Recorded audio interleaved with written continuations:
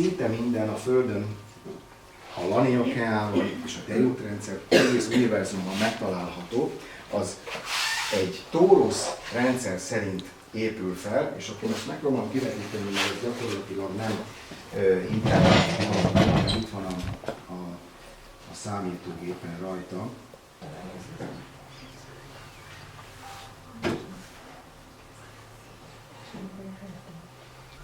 Tehát a tórusz az gyakorlatilag úgy néz ki. A galaxis is, az ember is, az atom és a körülötte keringő elektronok is, minden az univerzumban tórusz felépítésű, van egy közepe, van mondjuk egy pozitív pólusa, mondjuk ez csak a fölfelé lévő pólus, mondom pozitívnak, van egy negatív pólusa, ami alul van, és az áramlás egyirányú, a pozitívtól indul, körbe megy, és alul visszajön a negatív pólus irányába. Ha a Földet képzelitek el, akkor a Föld ugyanígy néz ki, ugye van egy elektromágneses sugara a Földnek, pozitív vagy negatív elektromágneses sugara visszafelé jön. Illetve van az embernek is egy tórusz képe, fölül pozitív, megy ki az elektromágneses része, ami a testen jóval túlnyúlik, és jön vissza a Föld alatt, és a negatív irányból a Föld felől jön fölfelé. Az elmúlt 2 hétben beszéltem a keringésről, aminek vérkeringésről. Az emberi szervezetben, hogy az oxigén eljusson mindenhova, az oxigén a vörösvér testekhez kötődik, és a véráramban kering. Legelőször is a tüdőben fölveszi az oxigént, majd ugye a tüdőből, mikor visszaérkezik a szívbe, a szívből, amikor kiindul az artériás ereken keresztül egész a sejtekig eljut az oxigén, majd az elhasznált nem oxigéndús, hanem inkább széndioxidban dús véráram visszaáramlik a vénás rendszeren, bemegy a szívbe, és utána kiáramlik a tüdő felé, hogy ugye leadja a széndioxidot, ami méreg az emberi szervezetnek, de a növényeknek az a táplálék, majd fölveszi a tüdőben az oxigént, és megy vissza a szívbe, és indul a nagyvérkör, majd utána megint a kisvérkör. Erről volt szó részletesen, minden az univerzumon tórusz szerinti áramlás alapján egyértelműen egyirányú áramlást követ, és a legnagyobbtól kezdve a legkisebbig holografikus kitükröződései vagyunk a nagy egységnek. És ha a nagy egységet vesszük az univerzumot egynek, tehát az az egy egység, akkor ne gondoljátok, hogy csak egy univerzum van. A tudósok már azt is felfedezték, hogy sok egység van, vagyis nem univerzumban, hanem multiverzumban élünk. Tehát a mi egységünk, ami olyan nagy, hogy 93 milliárd fényév távolságú, ha azt egynek vesszük, akkor nagyon sok ilyen egy van, nem tudjuk, hogy hány milliárd, talán mondjuk azt, hogy végtelen. De ennek az egységnek, az univerzumnak az első kitükröződése, mondjuk úgy, amiben mi is élünk, az a Laniakea. Azon belüli kitükröződés a tejútrendszer, a tejútrendszeren belüli kitükröződés a naprendszerünk, a naprendszeren belül van a mi kis Földünk, a Földön élnek az emberek, és az emberen belül is van tükröződés, méghozzá 100 milliárd sejtünk van. Az is egy belső holografikus kitükröződés, mert minden sejtünk az anyai és apai kromoszóma szerkezetnek megfelelően tükröződik ki, vagyis DNS mintázatot követ. Ha még lejjebb megyünk, akkor az atomi szinten is van egy kitükröződés, proton, neutron, elektron kitükröződés, és utána már nem anyag, hanem hullámról beszélnek a tudósok, azt mondják, hogy ott már szuperstringek vannak, hullám van, és a minden hullám leírható úgy, hogy van amplitúdója, van frekvenciája, van hullámhossza, és van fázisszöge.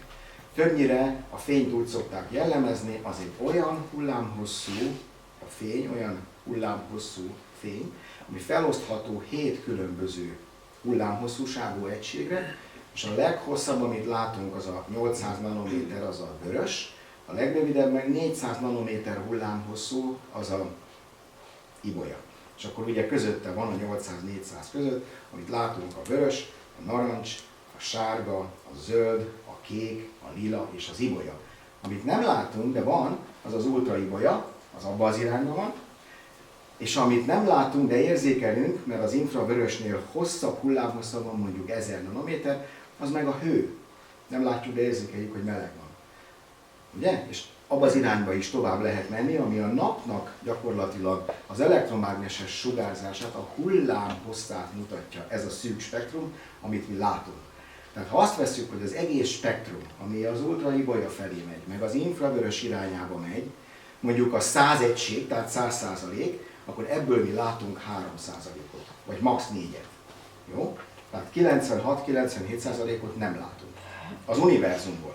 De benne vagyunk, olyan rádióhullámok, mikrohullámok, ultraibolya hullámok, hőhullámok és egyéb hullámok vannak az univerzumban, amiből mi nem látunk csak egy nagyon szűk spektrumot, 3-4%-át a valóságnak.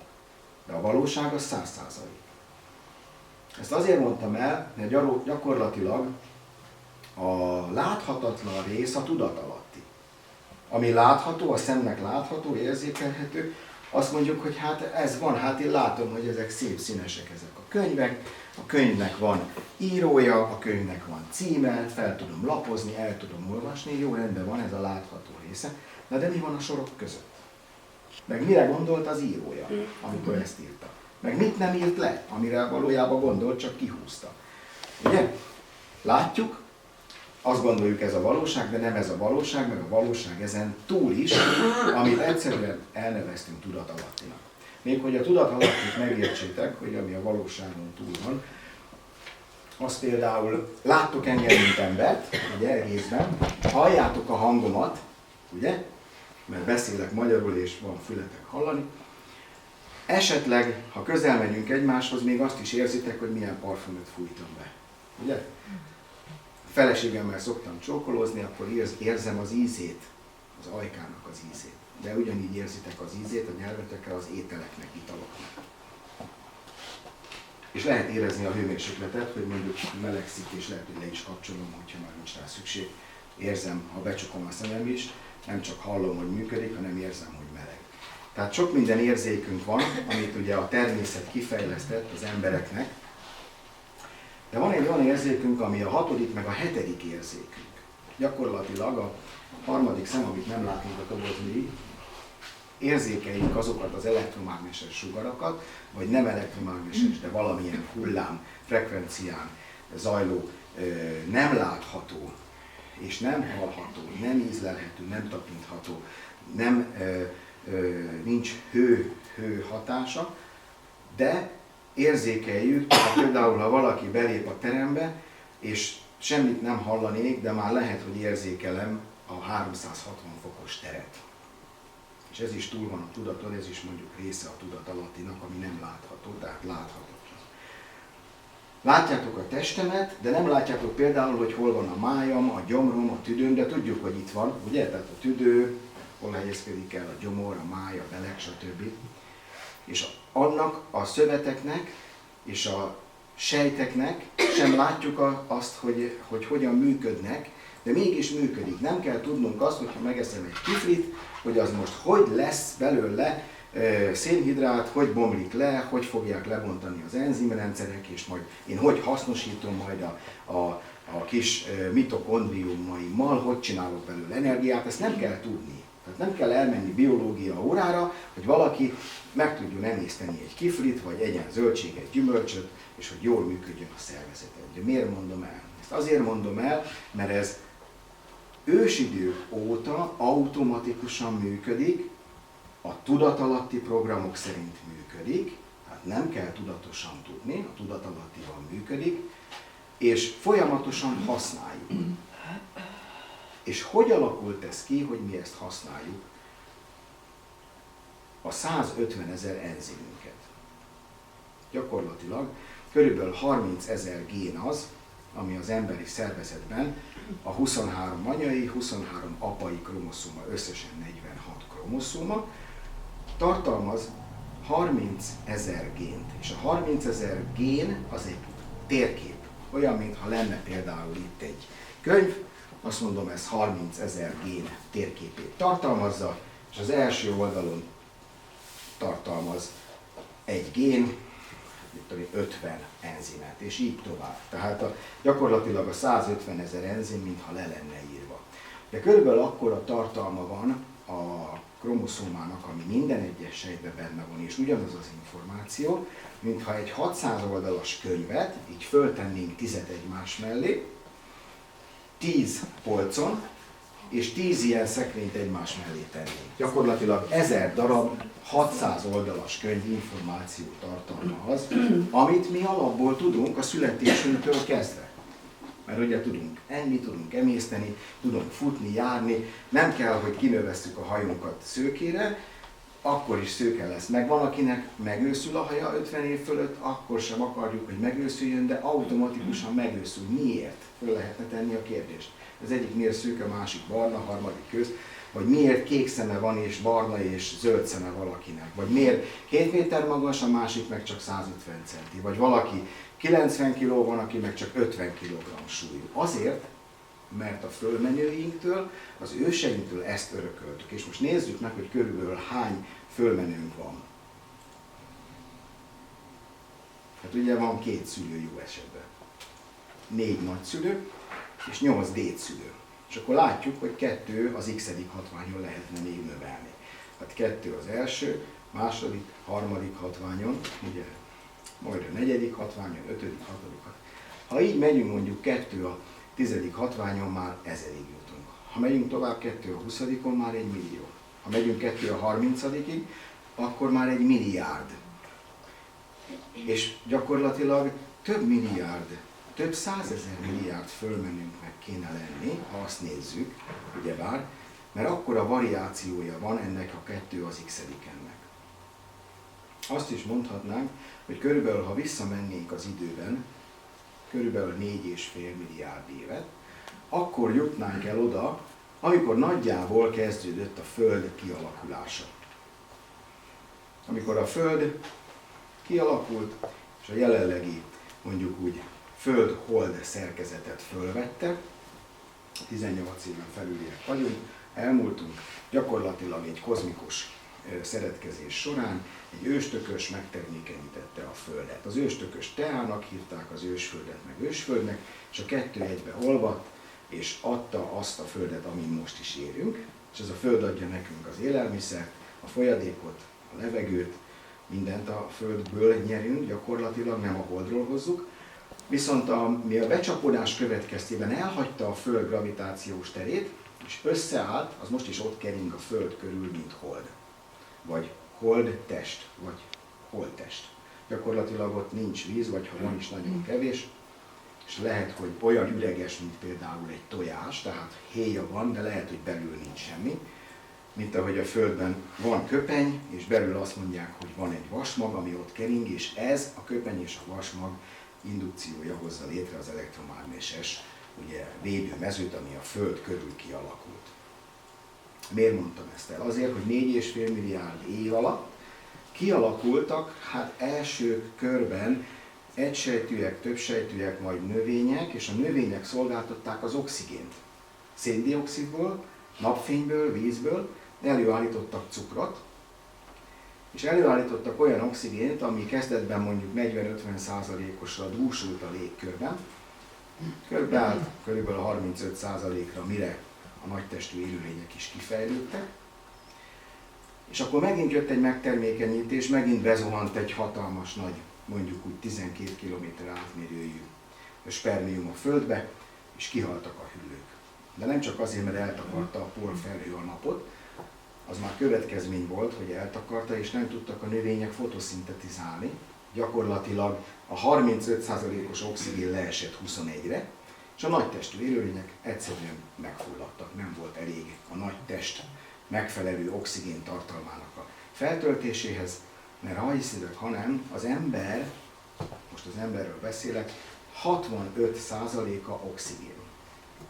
Az az oxigén, ami a levegőben van, és jelenleg 25%-a a levegőnek. Tehát ugye leesett 35-ről 21-re, voltak apró élőlények, akik túlélték, vagy az evolúcióban kifejlődött a mai élővilág, növények, állatok. és gyakorlatilag most itt vagyunk, és beszélgetünk arról, hogy a táplálkozás és a mozgás a múlt héten és azt megelőző héten hogy befolyásolta a szervezetünket, és eljutottunk oda, hogy most a gondolatokról és az érzésekről fogunk beszélgetni. Nem csak én fogok beszélni, hanem remélem, hogy ti is, és még ti is hozzászóltok. És a legelső gyakorlat az lesz, hogy most lemerülünk a tudatalatti mélyére, és meg fogjuk nézni, hogy mindenkinek mi áll a fejében. Ez nagyon egyszerű. Nem látszik ugyan, hogy ki mire gondol, de biztos gondol valaki valamire. Arra gondol, hogy mi volt tegnap, vagy arra gondol, hogy mi lesz holnap, vagy régmúltban mi volt, vagy régen, vagy mi lesz holnap után, vagy egy év múlva mi lesz.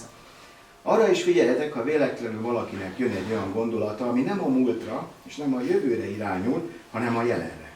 Akkor az kifejezetten jegyezze meg, hogy mi volt az a gondolat, amit abban a jelen pillanatban gondolt, vagy érzett. Nem biztos, hogy fogunk róla beszélni, lehet, hogy egy-két ember bátor vállalkozó elmondja egy percben, hogy mit gondolt, mit érzett.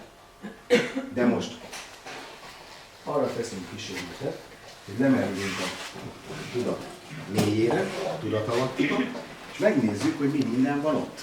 Jó? Én is le fogok merülni vele, mint egy jó bulvár. Nagyon egyszerű, megtanítalak titeket. Úgy fogunk belemerülni a tudatalattiba, hogy veszünk egy nagy levegőt. Jó? Mindenki vegyen egy nagy mély lélegzetet, beszél, majd lassan kifújja, lehet a szájon, lehet az orron át, de lassan fújjátok ki a levegőt. Most beszéljük és kicsit bent tartjuk, jó? Beszív egy nagy levegőt, bent tart, és lassan kifújja. Valaki akarja, hogy könnyebben merüljön, becsukhatja a szemét is, és utána a harmadik légvételre majd számolni fogok, ameddig bent tartjuk, és utána fújjuk ki. Beszív, nagy levegő, 1, 2, 3, és most lassan kifúj, és lecsukódik a szemetek. És most csendben leszek, és mindenki figyeljen befelé, hogy mit találod bent, milyen gondolatot, milyen érzést. A légzésetek legyen spontán, belégzés, kilégzés, folyamatosan.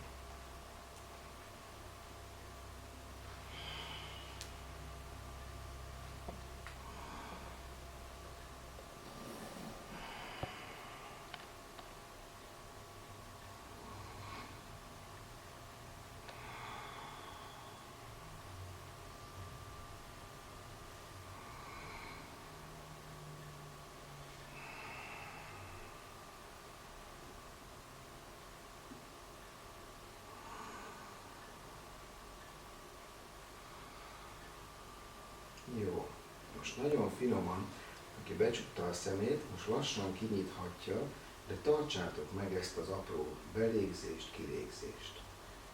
És aki kinyitotta a szemét, az ugyanúgy figyelje a gondolatát, hogy mi jön gondolat és érzés a fejébe, vagy a szívébe, vagy bárhová.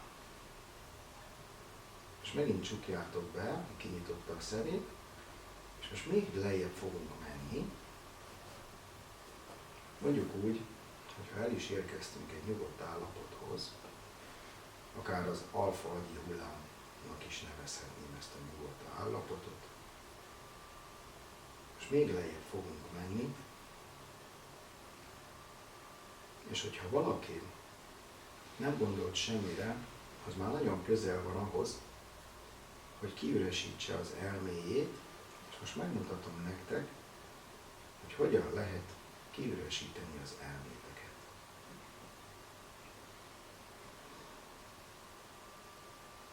Jegyezze a második szemében fogom mondani.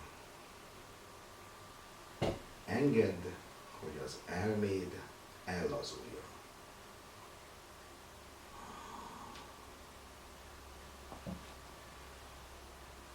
Engedd el a múltbéli gondolatokat, érzéseket, és engedd el a jövő irányú vágyaidat is. Lazítsd el ne csak az izmaidat, hanem az elmédet is. Most, hogy elengedted a múltbéli gondolatokat, érzéseket és a jövőbéli vágyakat, engedd teljesen ellazulni, teljesen kiüresedni az elmének. Most ismét magadra hagylak egy percre, és csak figyelj, hogy mit tapasztalsz.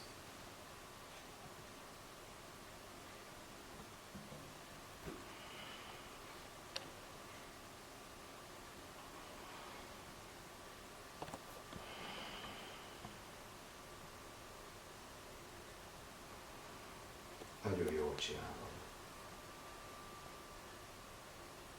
Ha nem nyitottad ki a szemed, akkor most lassan kinyithatod, de csak finoman, és ismét be is csukhatod.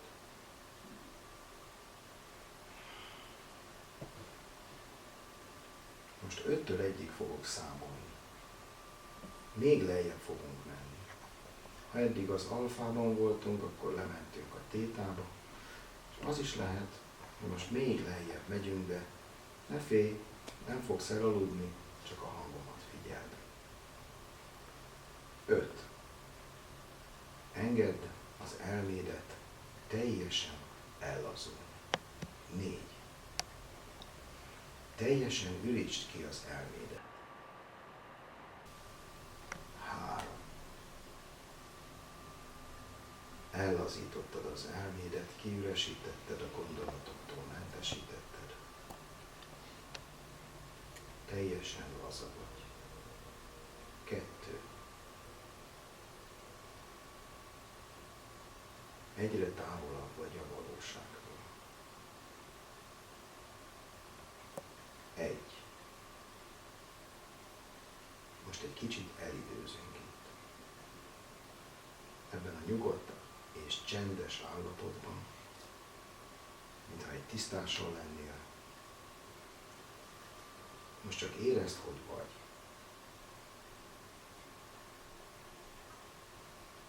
Egyszerűen csak a jelenben, itt és a mostban.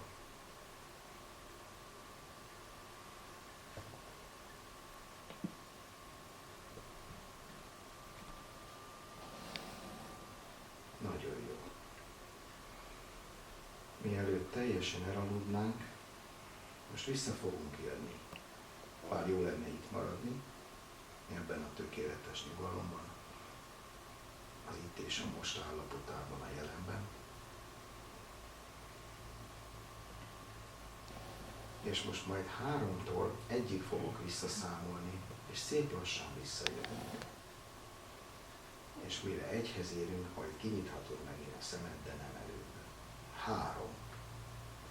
Kicsit megmozgathatod a lábadat, kicsit a kezedet. 2. Most a lábad és a kezed megmozgatod, és elérünk hamarosan az éber állapotba. 1. Most kinyitod a szemed, és miután kinyitottad a szemed, akár egy nagyot lehet nyújtózni. És akkor bátor jelentkezőt kérek és várok. Elmondja, hogy az elején mit gondolt, mit érzett, nincs jelentősége, csak hogy az ő fejében mi zakatott és lüktetett. Majd egy olyat kérek, aki elmondja, hogy a közepénél mit érzett, sikerült-e a múltat elengedni és a jövőben nem vágyakozni, csak a jelenben lenni. És tegye fel a kezét, aki érezte azt, hogy csak van, és 1. Majdnem aludt. Igen, ti is, nagyon jó. Ti is. És ki volt, aki bealudt teljesen, és úgy ébredt, hogy a szomszédja meglökte, hogy jaj, ne aludna. Majdnem volt, azt láttam. Valaki bealszik gyakorlatilag az alfából tétába, majd tétából deltába átcsúszik, és aki deltában van, az bealszik. Jó? Mert a hipnózisnak is az a lényege, hogy a hipnotizőr úgy bealtatja azt, aki kéri, hogy hipnotizálják, mert bárkit nem lehet. Azt először is kérni kell, vagy engedélyt adni rá. De aki engedélyt ad rá, ugye kit lehet hipnotizálni, azon kívül, hogy engedélyt adott rá? Gyakorlatilag mindenkit, mert mi kell hozzá? Nem kell hozzá más, csak egy olyan valaki, aki aludt már életében legalább 1 órát, és van agya. Most feltételezem, hogy itt mindenkinek van agya, és legalább 1 órát már aludt az életében. Én elég sokat aludtam már, az 50 évből legalább a felét, de hát lehet, hogy egy kicsit kevesebbet aludtam, mostan csak 6-7 óra elegendő nekem a napi 24 órából az alvás. Amiért egy kicsit lenyugodtunk, lemerültünk, és megint megkérdezem, ki az a bátor, aki elmondaná, hogy mi járt a fejében az elején. Igen, tessék, állj föl, és légy szíves, előbb a neved, és amikor a kamera rád figyel, akkor hogy körülbelül mit éreztél, mi a gondolatod, ami volt. Székely Anikó vagyok, és arra gondoltam, hogy holnap fel fogok mondani a munkájámat. 10 nap múlva el fogok költözni az otthonomból, úgyhogy na, ezek jártak a fejemben. Ezek kavarogtak a fejedben, jó van, csücs le. Köszönöm szépen, tapsoljátok meg. Milyen jó gondolata van, holnap elmondok, és már benne van. Gyakorlatilag mikor mond föl valaki? Amikor eldöntötte. Azt mondja, hogy holnap fel fogok mondani, mikor elér oda, és holnap lesz, akkor azt mondja, hogy ma felmondtam, és ha még egy napot várunk, akkor azt mondja, tegnap felmondtam. Ugye, ami innen nézve lesz a jövő, innen nézve már múlt. Ugye? Gyakorlatilag van-e még valaki, aki el szeretne mondani, hogy mi járt a fejében? Teljesen mindegy, hogy mi járt itt, most senkit nem ellenőrzünk, nincs gondolatrendőrség. Valaki bátor vállalkozó, aki még elmondja, hogy az elején mire gondolt. Igen? Jó? Nem? Érdekes, apróság. Mondd el, állj föl, mondd a neved, légy szíves, állj föl, és hogy a kamera is vegye, és... Hegymegi Márk vagyok, és gyakorlatilag én nagyon gyorsan eljutottam, hogy nem volt semmi, de az utolsó kép az volt, hogy amit otthon láttam, hogy kijöttem az ajtón. Gyakorlatilag láttad saját magad. Nem, hát a környezetben lévőket, hogy mit csináltak épp az. Tehát... Igen. Akkor épp mi történt? Igen, de ez csak egy pillanat. Mint egy órával ezelőtt lett így volna. van. Utána gyorsan megisztjuk. Nagyon jó. Csücsnek köszönöm. Volt-e olyan, aki több napra, vagy több hétre, vagy hónapra visszalátott, vagy volt olyan, aki előre látott a jövőben egy eseményt? Vagy előre vágyakozik valamire, és eltervezte, hogy jó, egy hét múlva megyek a Kanári-szigetekre, már megvettem a repülőt, de jó lesz, mikor ott ülök a repülőben. Volt ilyen valaki köztetek? Rég volt? Vagy távoli jövőben? Nem nagyon? Ki volt, aki teljesen kiüresítette az elméjét, és semmi gondolat nem maradt benne? Tegye fel a kezét. 1, 2, 3, 4. Elég sokan vagytok, úgy látom. Nagyon. Hogy mondod? Ezt nagyon nehéz megcsinálni. Nagyon nehéz megcsinálni, igen. Elmondom nektek, minden este megcsináljátok. És mikor? Alvás közben. Alvás közben az agy gyakorlatilag úgy pihen, hogy a mostani béta frekvenciában egymással beszélgetünk, látjuk egymást. Ez olyan frekvencia, hogy ha másodpercenként megnéznénk, hogy mennyit rezeg, körülbelül 25-ször, de az is lehet, hogy 40-szer másodperc történész alatt megy föl és le, és ezzel a frekvenciával lehet jellemezni, hogy 25 Hz vagy 40 Hz. Ha lemegyünk alfába, az egy kicsit nyugodtabb, az körülbelül olyan 13-15 Hz közötti másodpercenként. Ha lemegyünk tétába, akkor már az 4-5-6, max. 2 Hz-es. De még másodpercenként még mindig elég sokat rángatózik. A deltában ez még kevesebb. 1-2. Vagy akár még annyi sem. És van még egy fázis, a lambda fázis, amit mondjuk kómának is neveznek, az olyan hullám, agyi hullám, amikor nem másodpercenként 1 vagy 2 megy, hanem 5 vagy 10 másodpercig tart egy hullám. Tehát mikor elkezdtem a mondatot, kezdődött, és mire most befejezem, eddig tart egy agyi hullám. 5 másodpercig ez a lambda. Tehát még egyszer, béta, alfa, téta, delta az alvásfázisa, és a lambda az a kóma állapota, ahonnan még vissza lehet hozni valakit az életbe, de ha már nincs agyi tevékenység, akkor azt mondják, hogy na, akkor vége, beállt a halál állapota, gyakorlatilag mi történik, akkor leveti a test ruháját a szellem, kilép, ott hagyja a kapszulát, a szkafandert, és mondja, hogy ho-ho, rájöttem, hogy test nélkül is tudok élni. És kilépett. Igen, nem, de már alfa agyi hullámban is ki lehet lépni a testből. Aki kilépett már valaha életéből, azt jelenti, hogy éber állapotban van, de lemegy az alfa állapotába, és érzékeli azt, hogy ő elalvás előtt van, és egyszer csak a test ott marad, és szól neki, hogy te nem jössz, és akkor ő elindul. És akkor megy valahová. Sétál, vagy repül, vagy csinál, amit akar. Ott nincs se tér, se idő. Tehát gyakorlatilag mérhetetlen, mennyi időt volt oda, vagy mennyit ment, mert gyakorlatilag azonnal örök jelen van, és végtelen. Mi csak a Földön mérjük az időt, ugye? Itt nézzük az órát, hogy hány óra van, eltelt már 20 perc, és még alig mondtam valamit. De ahol nincs anyag, csak maga a hullám van, ott nincs se tér, se idő, vagyis a semmi van. És ahol a semmi van, na ott kezdődik a valami. Ugye? Tehát Isten legalábbis ott kezdődik. De el szeretném mondani, hogy Isten nem csak ott van, ahol a semmi van, hanem bennünk is van. Tehát mindenhol ott van. Nem csak a semmi, nem csak a hullámmal, hanem a korpuszkulával, a kivetüléssel is mérhető. Tehát gyakorlatilag mi is Isten része vagyunk, mi benne vagyunk egy nagy galaxisban, egy nagy űrhajóban, a tejútrendszer galaxisban, annak a kivetülése a naprendszer, abban vagyunk, az Orion karon, annak a kivetülése a Föld, a Földön érünk, ugye tudjuk, hogy nem lapos, hanem gömb, gyakorlatilag tórusz szerkezete van. És az ember is olyan, mint a tejútrendszer galaxis, mert van 1, 2, 3, 4 nagy karja, a tejútrendszer galaxisnak van egy kis karja, meg még egy, 2 kis karja, és az Orion karon vagyunk gyakorlatilag a naprendszeren belül. És a sejtjeink, körülbelül annyi sejtünk van, mint ahány csillag a tejútrendszeren belül, mondhatnánk azt, hogy minden egyes sejtünk össze van kötve egyes csillaggal. Minden sejtünk egy adott csillaggal a tejútrendszeren belül. Mintha én itt is lennék, meg ott is lennék. Értitek ezt? Mintha két helyen lennék. A testem itt van, de gyakorlatilag a testem nyúlványa, az isteni rész, az egy csillagon van. Meg egy másik csillagon, meg egy harmadikon. Össze vagyunk kötve, mint egy marionettbábuk, és azok a csillagok és bolygók rángatnak bennünket, mint ahogy most például a teli hold rángatott fel engem reggel 4 óra 30-kor, hogy keljek föl, mert csodálatos égi jelenség lesz a hold fogyatkozása, mert a hold és a nap közé beállt a Föld, és gyakorlatilag a napsugarát leárnyékolta a Földünk, és a hold egyszerűen nem volt látható, mert a Föld beállt, és a holdnak nincs saját fénye, csak a napfény világítja meg a holdat, és a holdfogyatkozás előtt is telihold volt, meg a holdfogyatkozás után is telihold, tehát tökéletesen látszott, mikor kiment közül le a Föld. Ugye, egy nagyon szép égi jelenség. Amit akartam mondani, hogy nem csak test vagyunk. Ez megint csak 3% annak, ami a valóság.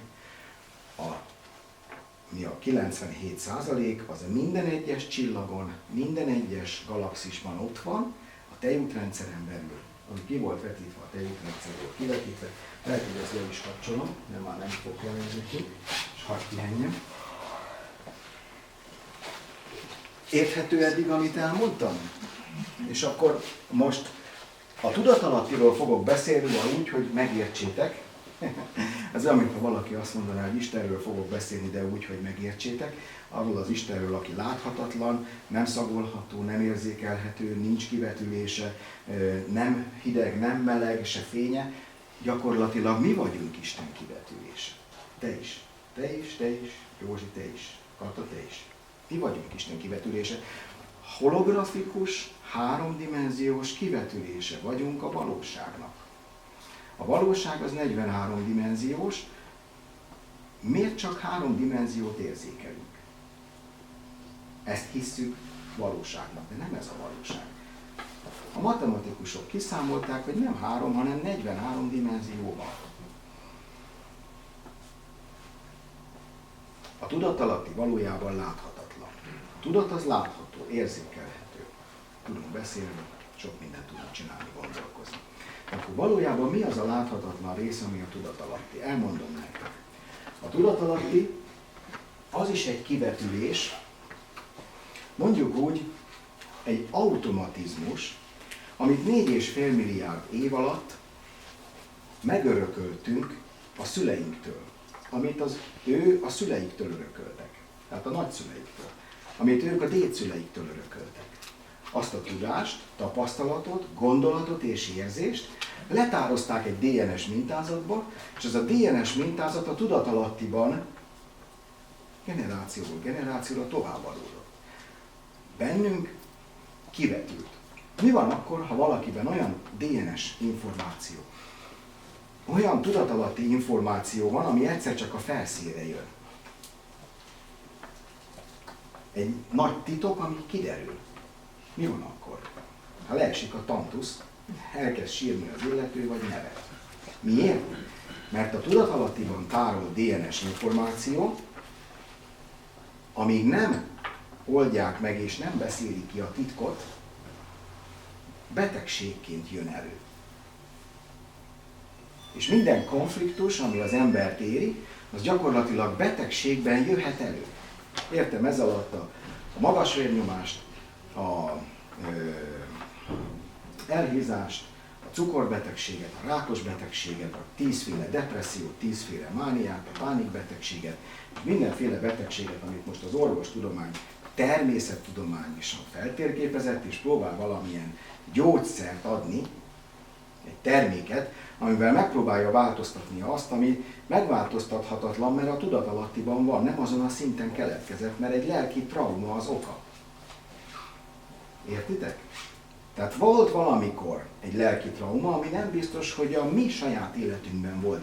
Mert ha a mi életünkben volt a lelki trauma, mondjuk tegnap előtt, vagy egy héttel ezelőtt, és elkezdek rajta agyalni, egy stresszes helyzetbe kerülök, mondjuk hogy egy kibillent állapotban, egy aktív konfliktus helyzetben vagyok, a mellékvesekére kinyomja az adrenalint, a noradrenalint, és akkor egy stressz helyzetbe kerül a szervezet, hogy az izmai feszültebbek legyenek, és a stresszt megpróbálja megoldani, vagy úgy, hogy elmenekül az adott helyzetből, vagy pedig úgy, hogy beleáll a harcba és elkezd boxolni. Sokféle stressz helyzet van.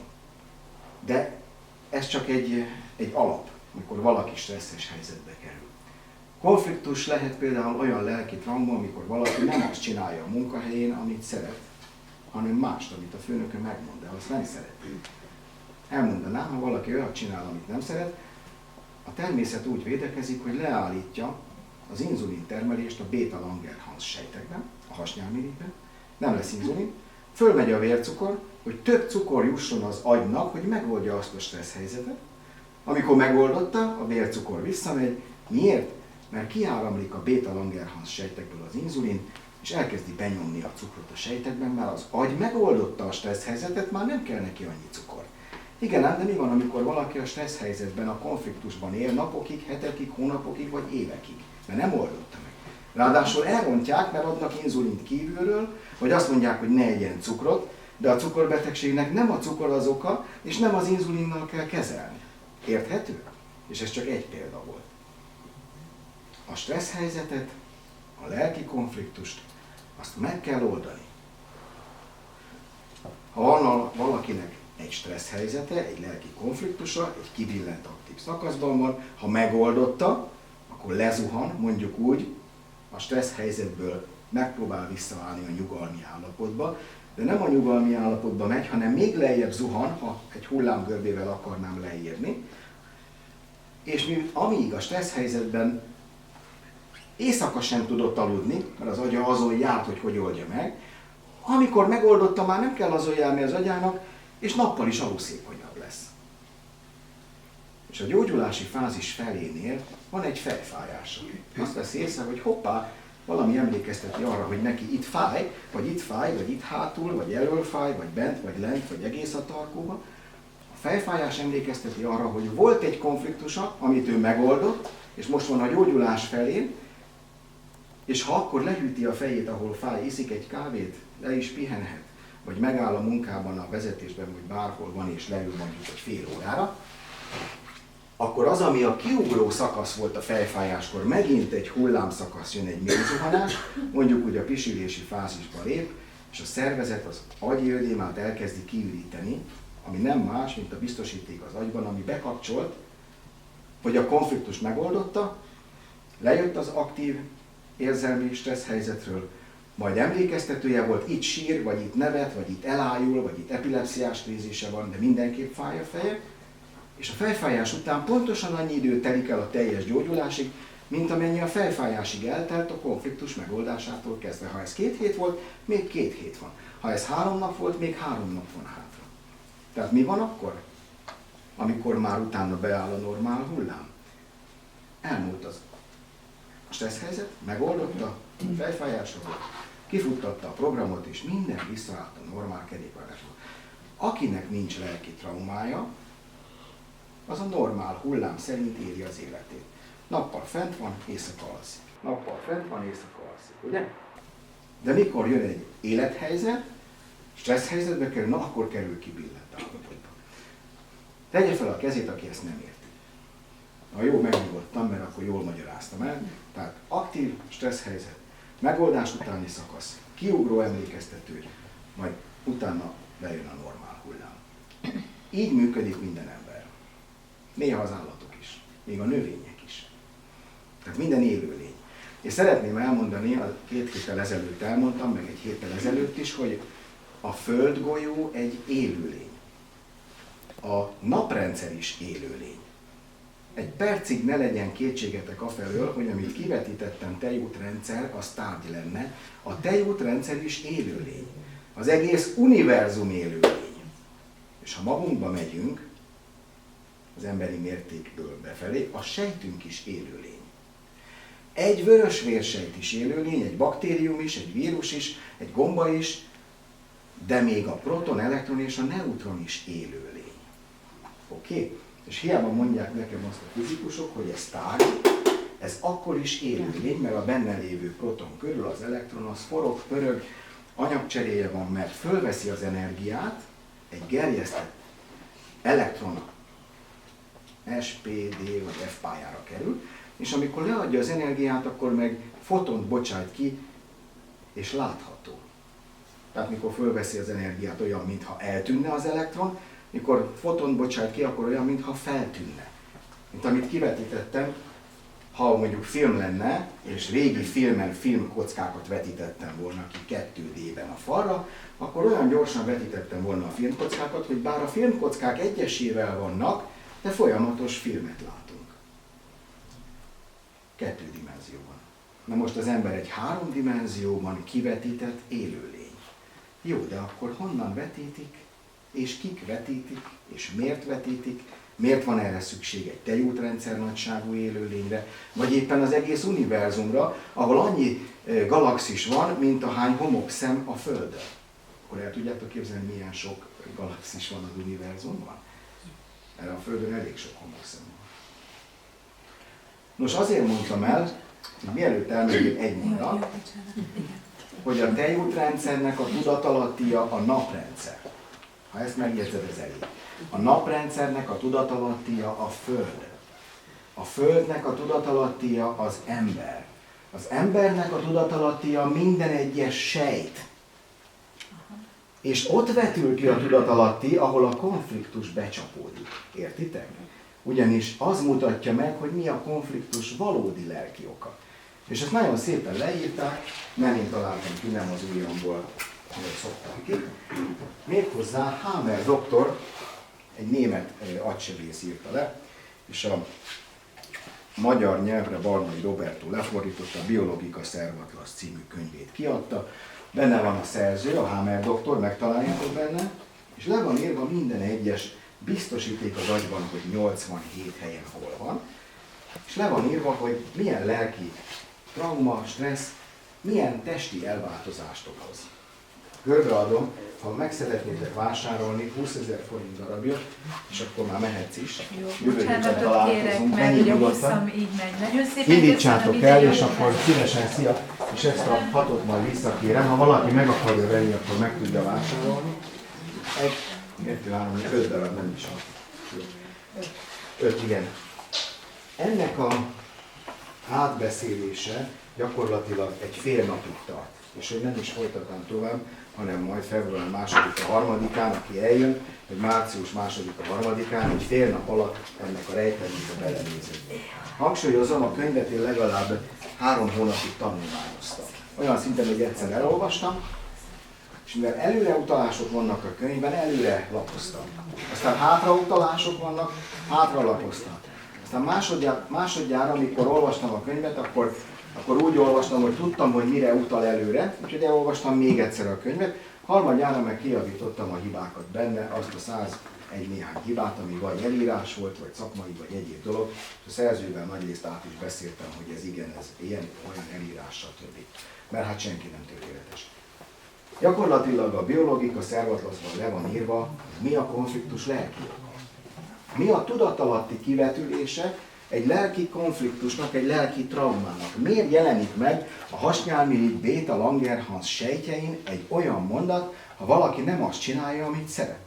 Azért, mert ez egy elhatárolási konfliktus, a külső csíralemezből alakul ki, és leállítja azt a funkciót, azt az enzimatikus funkciót. Nem termelődik az az enzim. Vagy van, ami túltermelést okoz, és az enzim kétszer olyan nagyon termelődik. Vagy több enzimre van szükség, például valaki megeszik egy nagy falatot, múltkor volt egy vegetáriánus köztünk, van itt vegetáriánus valaki közül? Nincs?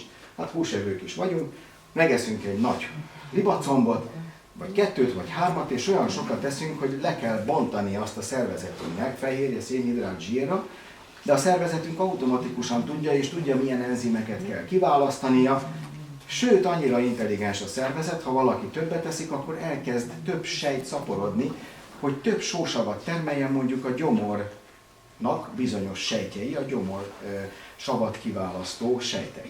Gyomor enzimeket kiválasztó, vagy a sósavat kiválasztó sejtek elkezdenek szaporodni, és azt mondják, hogy hát ennek meg gyomordaganata van. De csak addig, amíg meg nem oldotta azt a helyzetet, és ha megoldotta, akkor az addigi fölhalmozott sejtszaporulat elbomlik. A könyvben szépen le van írva, hogy a falat, ami a szájon át bemegy, és végigmegy a tápcsatornán, falat konfliktust okozhat. Az is, ha sok van belőle, meg az is, ha nincs falat. De a fény is falat a szemnek. A hang is falat a fülnek. Az élelmiszer is falat az embernek, mint ahogy a folyadék is falat, és a tüdőnek a falata a levegőben lévő oxigén. Értitek?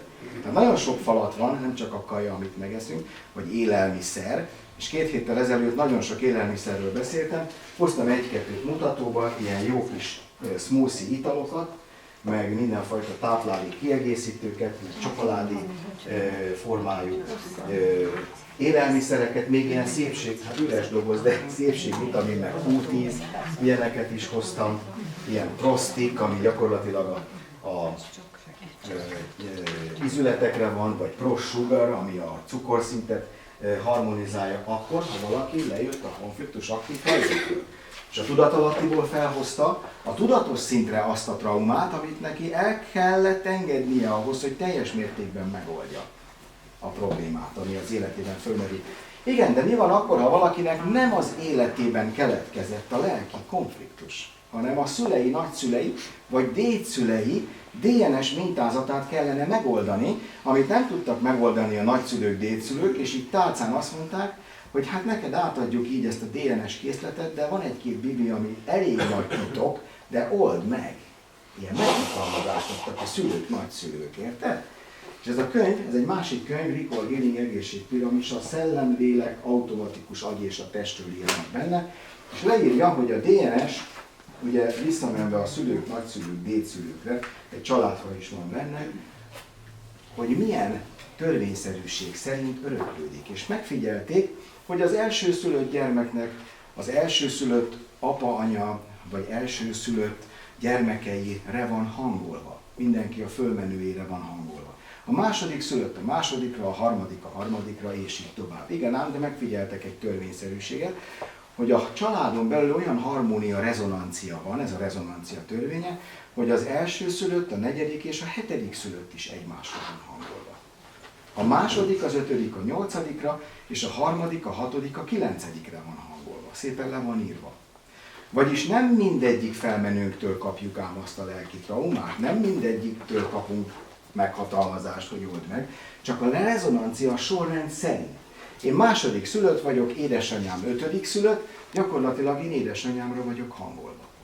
Az én testvérem, aki elsőszülött, és édesapám is elsőszülött, a testvérem édesapámra volt hangolva, édesapám már nem él, Isten nyugosztalja ebben a testben, de a lelke örök, tehát itt van. Hát édesapám itt van. Ha máshol nem, bennem, biztos bennem van az apai rész, meg édesanyám része is, ugye? Tehát hol él tovább a már nem élő örök létből? Az utódban. Ugye? Én bennem.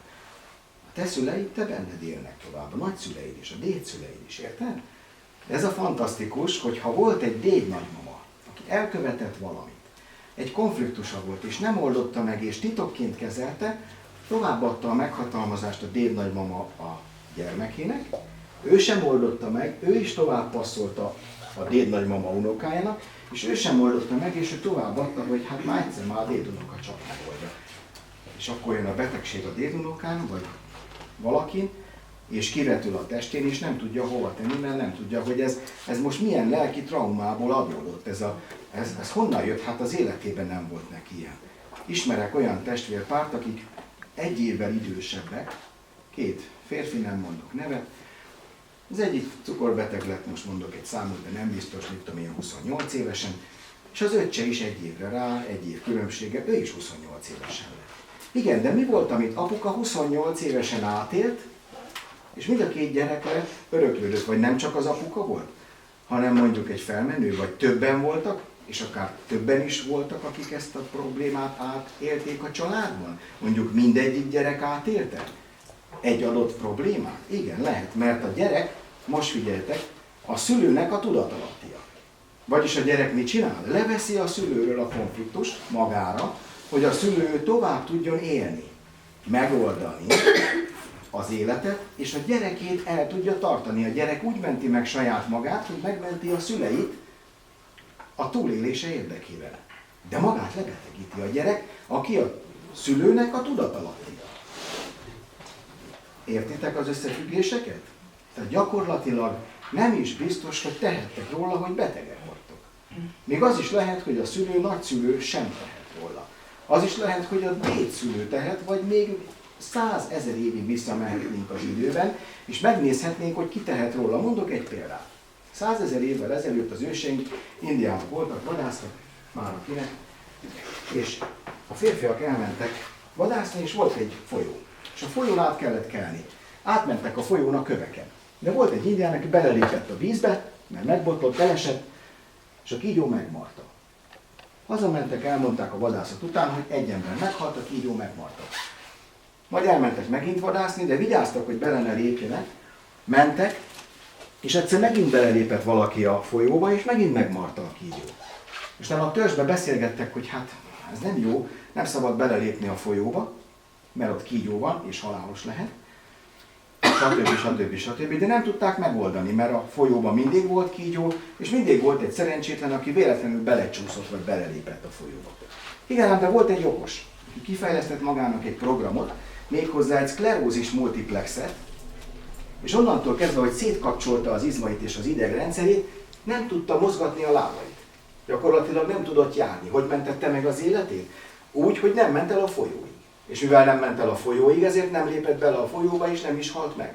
És 100 000 éven át örökítette a génjeit, amit ma szklerózis multiplexnek gondolnak. Miből adódik ez? 2 konfliktus van. Az egyik az, hogy félt a függőleges zuhanástól, hogy valaki beleesett a folyóba. Ez volt az első. A másik mi volt? A másik pedig az volt, hogy a félelmén túlmenőleg halál félelme volt, és ő azt mondta, hogy én nem tudok és nem is akarok oda menni, mert ott halálos balesetek történnek. És abban a pillanatban az elhatárolási konfliktus csinált magának, szétkapcsolta az izom és az ideg összeköttetést, gyakorlatilag lebénította saját magát, hogy megmentse a saját életét. Gondoltátok volna, hogy annyira egyszerű meggyógyítani egy szklerózis multiplexes ember, el kell neki magyarázni, ez nem az ő hibája. 2 szülei, nagyszülei, dédszülei se biztos, hogy tehetnek róla, de ha feloldja azt a 2 konfliktust, ami azt kiváltotta, a félelmet a függőleges zuhanástól, és a saját magára tett önbecsülés, letörést és elhatárolás, hogy ő nem akar menni, nem akar járni, tehát azt mondja, hogy akarok járni, tudok járni, képes vagyok rá, akkor a beteg ember egy olyan mondatra, hogy kelj fel és járj, és ő elhiszi, hogy képes járni, meggyógyítja saját magát, fölkel és elkezd járni. Igen ám, de még ott van a félelmi konfliktus, hogy mi lesz, ha elesik. Neki le kell gyűrnie a félelmét, az eleséstől való félelmét. És ez csak egy, amit elmondtam. Nagyon sok beteg van, amit az orvostudomány úgy akar meggyógyítani, hogy gyógyszert adnak arra, amit nem lehet gyógyszeresen meggyógyítani. Lehet tünetmentessé tenni.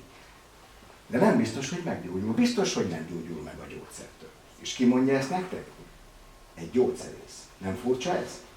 Miért mondom ezt? Majd megnézitek a YouTube videón. Én 3-szor voltam leukémiás beteg, és mind a 3-szor magam meggyógyítottam, mert a leukémia az nem betegség.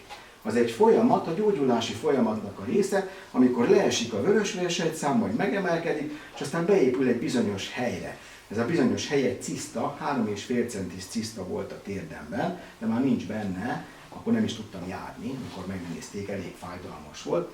És az orvos ki akartam műteni, és mondtam neki, hogy nagyon jó barátok vagyunk, hoztam neked egy üveg pezsgőt szilveszterkor, így jártok meg a családba, de én nem fogom fölvágatni a térdemet, mert tudom, hogy kell saját magamat meggyógyítani. Értitek? És jelentem, én tudok futni, tudok járni, tudok szaladni, tudok táncolni, tehát jó a lábam, jó a térdem, és meggyógyítottam saját magamat. De 2 hétig volt úgy, hogy bottal jártam, és irdatlanul fájt, és jó gyógyszerészként 2 hétig nem vettem be gyógyszert, mert kíváncsi voltam, hogy mikor szűnik meg a fájdalom. És húztam a rovátkát, hogy ma is fáj, kedden is fáj, szerdán is. És 2 hétig fájt, és a 15. napon nem fájt. Hát akkor mehetek úszni. Lementem az usziba, kicsit úgy terhelgettem, és utána szépen a ciszta szervült, és még erősebb lett a csont, izomizület. De miért? Mert egy nem tudom kezdetű mondatot mondtam saját magamra, ugye? Nem tudok futni, nem tudok táncolni, vagy nem tudom azt csinálni, amihez a térd kell. A jobb térd az mindig a mellé rendelt társkapcsolatnak a tudatalatti kivetülési tárhelye. Oda vetült. A bal oldal pedig az alá-fölé rendeltség. Tehát szülők, vagy gyerekekkel kapcsolatos, vagy főnökkel és a beosztottal.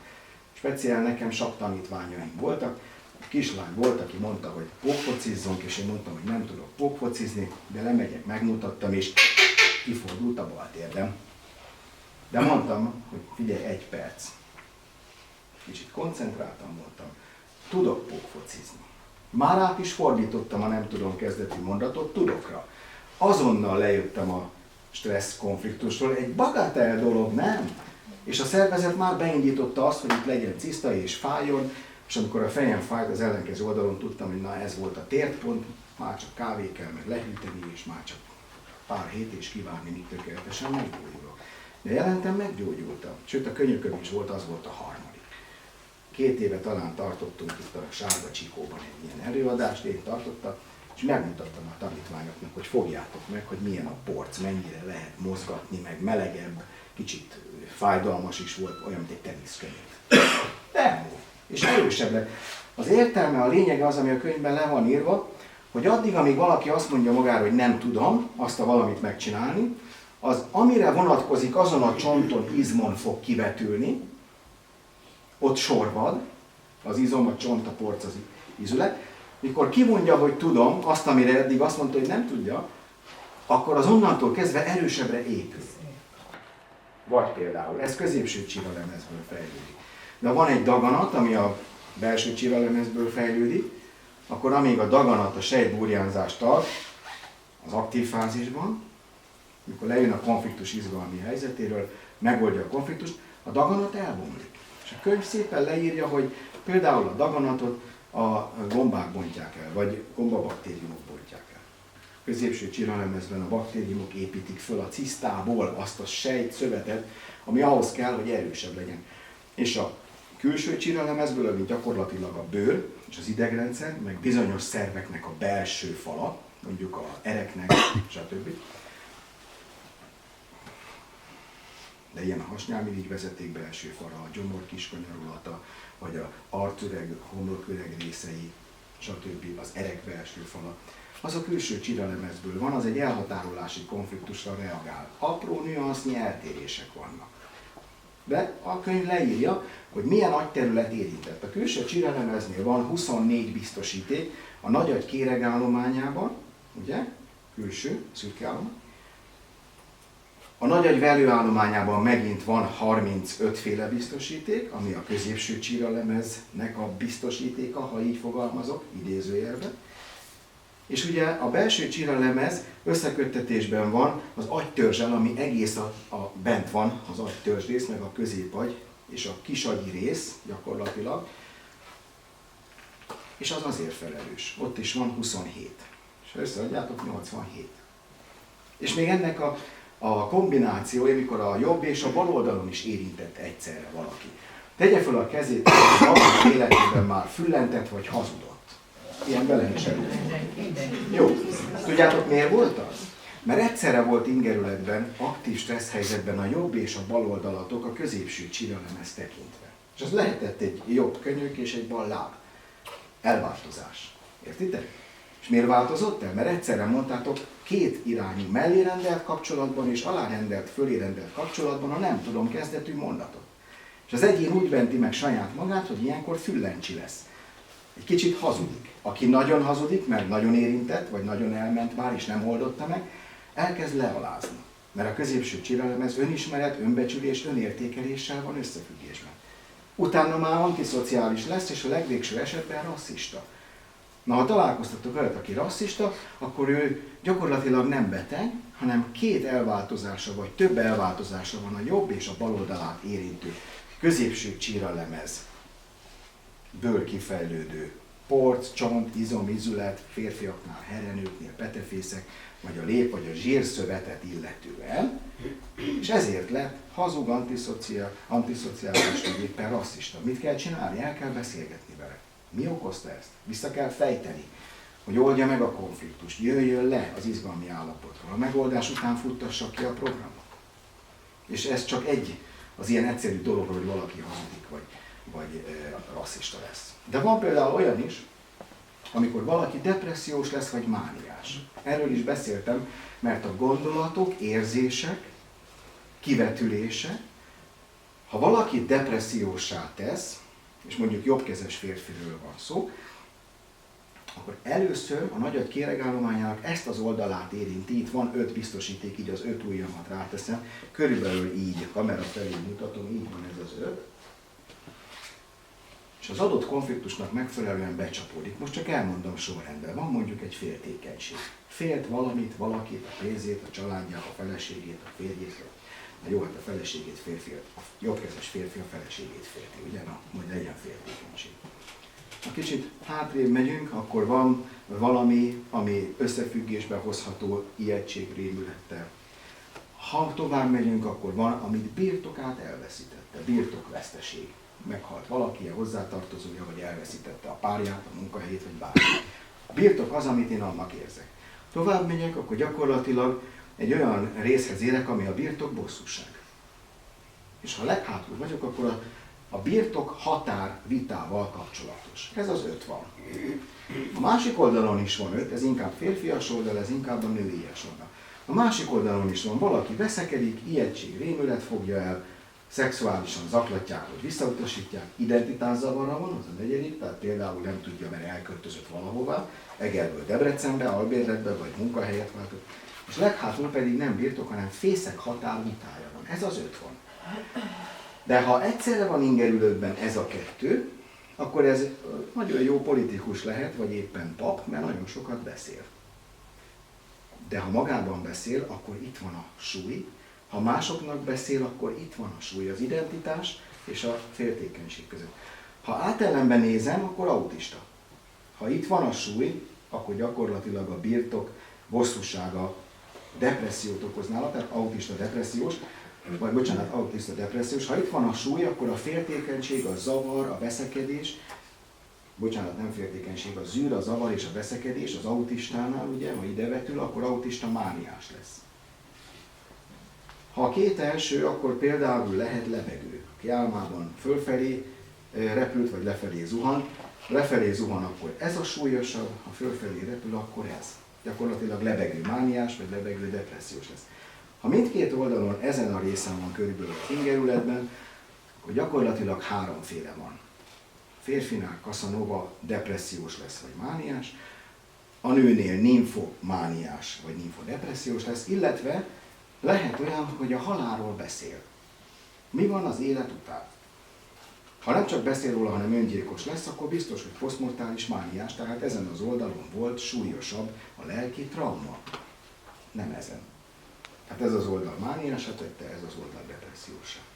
És van az anorexiás. Az például hátul ez érintett, a birtok bosszúsága, de bármelyik az 5 közül, ha érintett, anorexiás lesz. Csontsoványra fogy. És közben panaszkodik, hogy nincs ideje enni, vagy nincs kedve enni. Nagyon érdekes, mert arra a kérdésre, hogy beszélgessünk az evésről, azt mondja, hogy nekem erre nincs időm enni, akkor mániás, anorexia mániás. Ha azt mondja, hogy nem érdekel az evés, akkor anorexia depressziós az illető.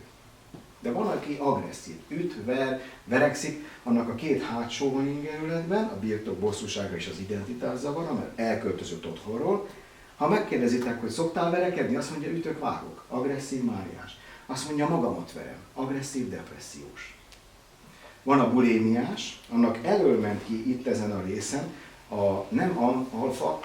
nem béta Langerhans, hanem alfa Langerhans sejtek, amelyek a glükagon termelésért felelősek, gyakorlatilag leesik a vércukor szintje. Mert az inzulinosnak fölmegy a vércukorja, amíg nincs a glükagon, akkor leesik a vércukor szintje. Igen ám, tehát éhes lesz, de nagyon sokat eszik, bulémiás lesz. Eszik, zabál, de kihányja. Azért, mert van egy birtokbosszúsága is. Itt meg itt. Ez okozza. A hallásdepresszió vagy hallásmánia is van. Ugye, ha itt van a súly hallásdepresszió, vagy itt, akkor hallásmánia. És akkor van olyan is, ami, azt hiszem mind a 10 elmondtam, majd visszanézzük a videót. Most nem akarom részletezni, de mindegyik meggyógyítható. És nem antidepresszánsokkal, nem gyógyszerekkel, nem ciklotimszerekkel, hogy ez egy mániákú depresszív beteg, és akkor adnak neki, mert ez bipoláris, vagy nem tudom micsoda valami szert. Nem. A konfliktusát meg kell oldani. Hogyan? Ez megint jó kérdés lehet, ha fölteszitek, most látom a fejekben a gondolatot. Jó, kedves előadó doktor úr, de hogyan? Hát mit mondjak ennek a depressziós embernek, hogy ne legyen depressziós? Föl kell térképezni, fogok írni egy könyvet, az lesz a címe, hogy elmetérkép. Föl kell térképezni, hogy mi az elme állapota. Gyakorlatilag 10 kérdést, ha fölteszek, akkor meg tudom mondani a kérdésre adott válaszsal, hogy az illető depressziós vagy mániás, és milyen elmeállapotban van. Igen ám, de van, akinek sokkal több konfliktusa van, mert bekövetkezett az életében egy konfliktus, besöpörte a szőnyeg alá. Lett egy második, mondjuk itt lett depressziós, ha jobbkezes volt és jött egy harmadik, még depressziósabb lett. Ha balkezes volt, akkor a depressziósból mániás lesz, aztán a negyedikre a mániásból depressziósabb, mert a jobbkezes nem úgy működik, mint a balkezes. De mondjuk, ha volt vagy 5 konfliktusa, akkor mindig a legfrissebbel kezdünk. Elkezdjük kisöpörni azt, ami okozta nála a legfrissebb, ami tegnap volt konfliktusát, vagy tegnap, ami aktiválta azt a bizonyos agyi területet. Majd, ami régebben volt, kisimítjuk, megbeszéljük, majd, ami még régebben volt, még régebben és legrégebben volt. És az illetőnek gyakorlatilag gyönyörű szépen kisimítható a múltja. 2 dolog kell hozzá, ami a következő 3. Az első az, hogy meg kell tanítani szeretni saját magát. Tegye föl a kezét az, aki szereti saját magát. De jó magasra, úgy van. Most ellenpélda, tegye föl a kezét az, aki nem szereti saját magát. Hogy lássam, hogy ki nem tette föl. Jó, akkor aki nem szereti saját magát, meg kell tanítani arra, hogy szeresse. Hogy tudom megtanítani? Kimondom ezt a mondatot, hogy szeretem saját magamat. És mondd ki ezt a mondatot, szeretem saját magamat. Szeretem saját magamat. Oké, ez megy. Mi a következő? Hát meg kell bocsátani. Ezt már Jézus is elmondta 2000 évvel ezelőtt körülbelül, hogy bocsássál meg annak, aki megbántott téged. Jó, de hogyan bocsássak meg annak? És egy jelképesen mondta, hogy megdobott kővel, dob vissza kenyérrel. Értsétek úgy, ha megsérted, akkor te szeresd őt is. Mert ha magadat szereted, és a másikat szereted, akkor már félig meg is bocsájtottál. Ha kimondod, hogy megbocsájtottam saját magamnak, így múlt időben, mondd ki, megbocsájtottam saját magamnak. Megbocsájtottam saját magamnak. És megbocsájtottam a másik embernek, aki nekem okozta azt, a tapasztalatot, amitől én azt hittem, hogy nekem ettől most ilyen meg olyan betegséget kell csinálni magamban. De ha megbocsájtottam magamnak és a másik embernek, akkor ez a múlt már nincs is. Értitek? Tehát szeretem, beteszem múltba azt, ami sérelem volt, és van egy varázsmondat, amit most mindenki mondjon ki hangosan utánam, ami történt, meg sem történt. Ami történt, meg sem történt. Nagyon jó. Figyeljetek, hogy kell ezt érteni, most ezt leírom. Ami tehát megtörtént, az ént, az inkább itt van az ego, meg sem történt. Így érthető? Ez az első verzió. A másik verzió az, hogy ami történt, ami megtörtént, az meg sem törte az ént, az egót. Oké? Tehát kétféleképpen lehet értelmezni. Nem úgy kell értelmezni, hogy ami történt, meg sem történt, azt borítsunk rá fájtlat, de, így kell értelmezni. Hát ami nem történt meg, azt már nem kell többet megbocsájtani. Ami történt, meg sem történt, vagyis ha meg sem történt, akkor már ne foglalkozzunk vele. Az már be van téve a múlt kategóriába, ami meg sem történt be. Főként, ha az elme felfogta, hogy az meg sem történt, akkor meg már végképp nem kell megbocsájtani. Tehát megbocsájtani egyszer kell, saját magunknak, szeretettel. És a másik embernek automatikusan meg tudunk bocsájtani, ha magunknak megbocsájtottunk, mert ő csak tükröt tartott. Ő csak megmutatta, hogy te milyen vagy. Elmondta, hogy hosszú a hajad, vagy elmondta, hogy rövid a hajad. De ha valaki rám azt mondja, hogy rövid a hajam, és te milyen kopasz vagy, és még ad egy nyomatékot is neki, akkor megmondom, hogy köszönöm szépen a tükröt, köszönöm szépen ezt a csodás tapasztalatot. Én ezt eddig tudtam, hogy én kopasz vagyok, mert saját magamat borotválom. Itt is, meg itt is. Értitek? Gyakorlatilag nem sértett meg, nem bántott meg ezzel, hogy ő egy tükröt tartott nekem, és megmondta, hogy milyen vagyok. De lehet, hogy másnak ez föl sem tűnik. Értitek? Miért tűnik föl ez valakinek? Mert lehet, hogy ő is kopasz, és ő szeretne dús hajat. Vagy lehet, hogy neki dús haja van, és hullik a haja, és kopaszod. Vagy valamiért azt vette észre. Gyakorlatilag, aki mond nekem valamit, az nem engem minősít, hanem azt, aki mondja. Értitek? Vagyis aki mondja, saját magát minősíti azáltal, ahogy beszél, amit beszél, amiről beszél. Érthető ez így?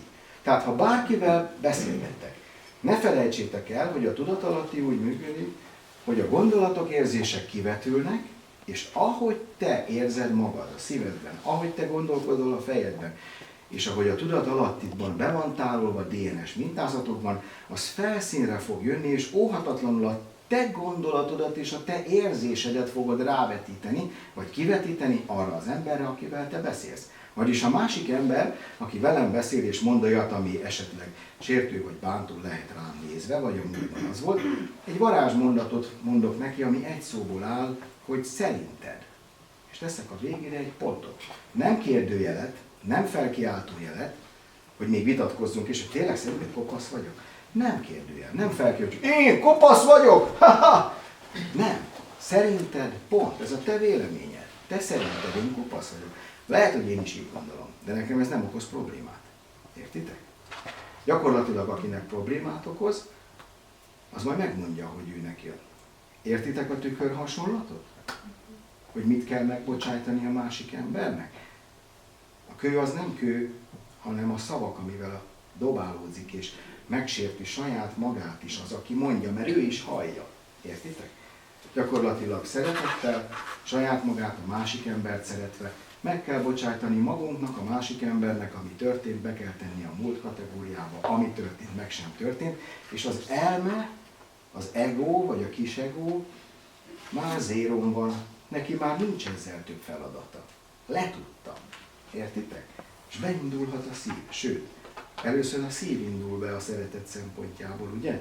Tehát a szív teréből teremtünk, a szív teréből csinálunk valamit. A tudatalatti automatikusan sokkal előbb érzékel mindent, mint az elme. De gyakorlatilag a tudat az elméhez köthető, a tudatalatti az nem a tudatos, hanem a tudatalatti a szívhez, vagy az összes többi sejthez köthető DNS mintázat. Ami nem biztos, hogy az én hibám. Sőt, egyáltalán nem az én hibám. Lehet, hogy a felmenő szülő, nagyszülő, dédszülőnek a DNS mintázata van letározódva az én tudatalattimban, ami egy adott nyomógombra kivetül, és betegséget okoz, vagy elváltozást. Mondok még egy történetet. Lehet, hogy elmondtam 2 hete, de akik nem volt, akik hallgassák meg. Jött egy ember, és azt mondta nekem, hogy ő nagyon beteg, és tényleg rövid ujjúzza volt, láthatólag rengeteg ütése volt. Hát allergiás volt. És az az ember azt mondja, hogy hát ő szeretné ezt az allergiát letudni. Mondom neki, hogy hát milyen szándékkal jöttél ide. És mondja, az a szándékom, hogy egyszer mindenkorra ezt szeretném, ha meggyógyítanál. Mondom, jó, beszélgessünk egy kicsit. Beszélgettünk, és ők beszélgettünk, elmondta, hogy ő mit gondolt és mit érzett akkor, amikor bekövetkezett ez a probléma, mert 15 éve fennállt neki ez az allergia, és mindenre előjött. Ha mosatlan gyümölcsöt evett, vagy valami olyan volt méreganyaga ételbe, vagy egy gyógyszerbe vett, egyszerűen kiütése lett, allergiás. És mi történt 15 éve kérdezem, amikor ez legelőször előfordult. Azt mondja, hát úsztam a Tiszában, egyszer csak jött egy hullám, alig kaptam levegőt, de még volt annyi jelenlétem, hogy kiúztam a partot, és azt mondja, amikor kiúztam a partra, leültem, jaj, hálát adok Istennek, hogy túléltem, és lenéz, és csupa folt lett a bőrén, a combján. Majd utána testszerte. És mondom, tudod, mit csináltál te 15 évvel ezelőtt? Mit? Hát összekötötted a traumatikus élményt egy anyaghoz, egy méreganyaghoz, és gyakorlatilag a lelki konfliktusod egy anyaghoz kötődött, ezt föl kell oldani és szét kell kapcsolni. De hogyan? Hát mondom, ugyanígy. Szeretettel, megbocsájtással, és soroltam neki.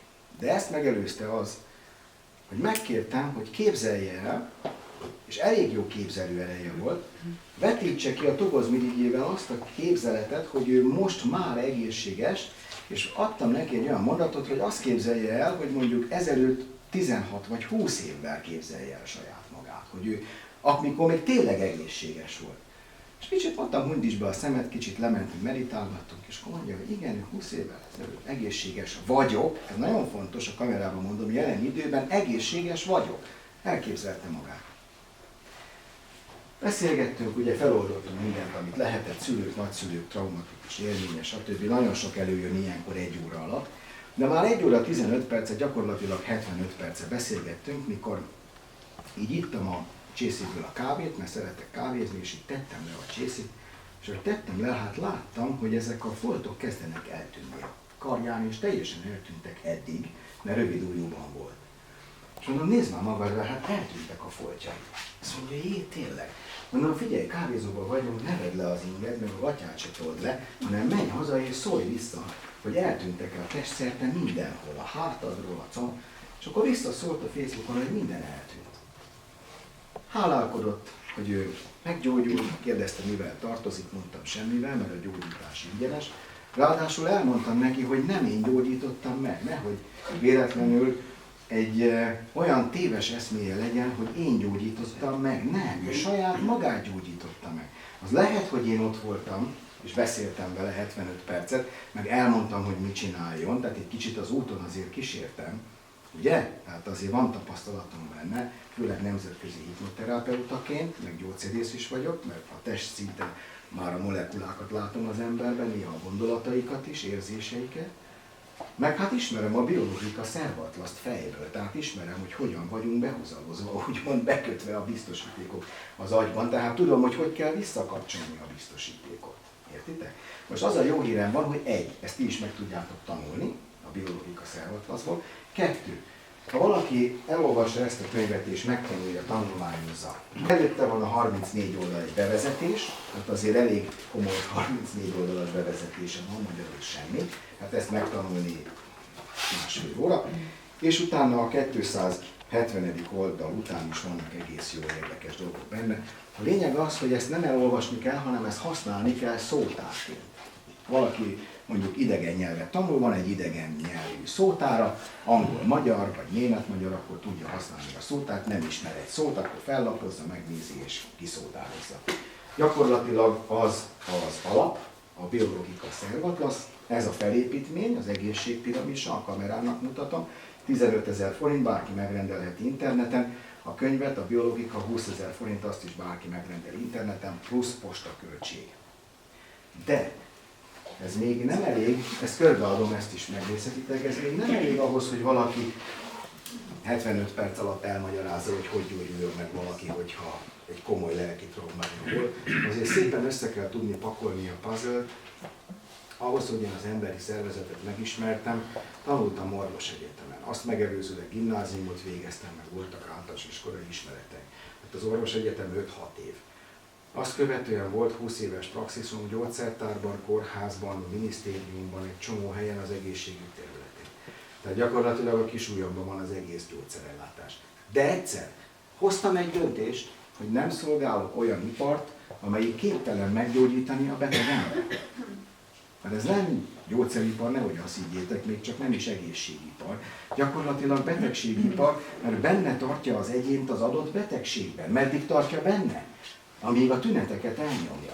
Mert ha abba hagyná a gyógyszert, azonnal visszajönne. A magas vérnyomás, a vérnyomás csökkentőszert elhagyott, megint felugrik. mert nem oldják meg. Pedig nagyon egyszerű lenne a magas vérnyomásnak az oka, likviditási probléma, a folyadék. Kevés a bevétel a bankszámlán, a lakossági folyószámlán, még a neve is az, és sok a kiadás. És magas vérnyomást csinál magának a stressz helyzetet követően. Vagy csöpög a csapolvad, a hólér, csomó minden folyadék, de nem vér, tehát nem a vérhez köthető a magas vérnyomás. Nem mondok most gyógyszerneveket direkt, mert felesleges, de mégis ajánlok olyan termékeket, ami ha valaki lejött a konfliktus adott helyzetből, és nem tudja megenni, a táplálékban nincs benne, akkor vissza kell pótolni, ami anyagszinten beépül az izmokba, csontokba, porcokba, a hajszálba, a bőrbe, az agysejtekbe, meg bárhova máshova.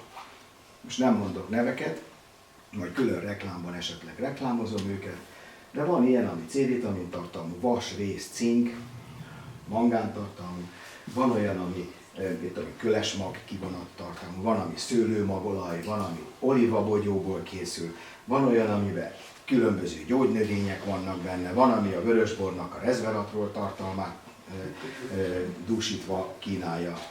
Megint nem mondok nevet, mert talán itt van a doktor úr, megérkezett, dr. Anna Ferenc, jó estét kívánok, aki lehet, hogy majd a termékekről, Resvita, Bétadefent, talán mondom. Hány óra van időben, hogy állunk?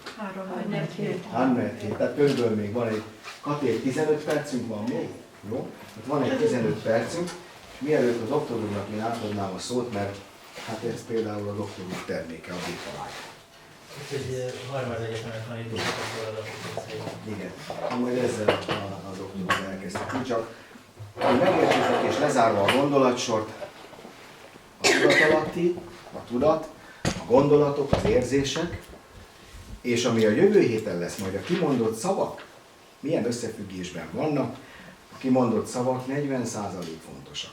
Mert nem az betegíti meg az embert, és nem is az gyógyítja meg, ami a szájon át bemegy, hanem az betegíti meg, ami a szavak formájában kijön az emberből, és az is gyógyítja meg, ha a megfelelő szavakat, a megfelelő hangsúllyal használja. Erről beszéltem másfél órán keresztül. A jövő héten erről sokkal mélyebben fogok beszélni, a gyógyító szavakról, a kulcsszavakról. Most a gondolatokról, érzésekről volt szó, hogy hogyan vetülnek ki az anyagvilágon keresztül az emberi testen a gondolatok és az érzések.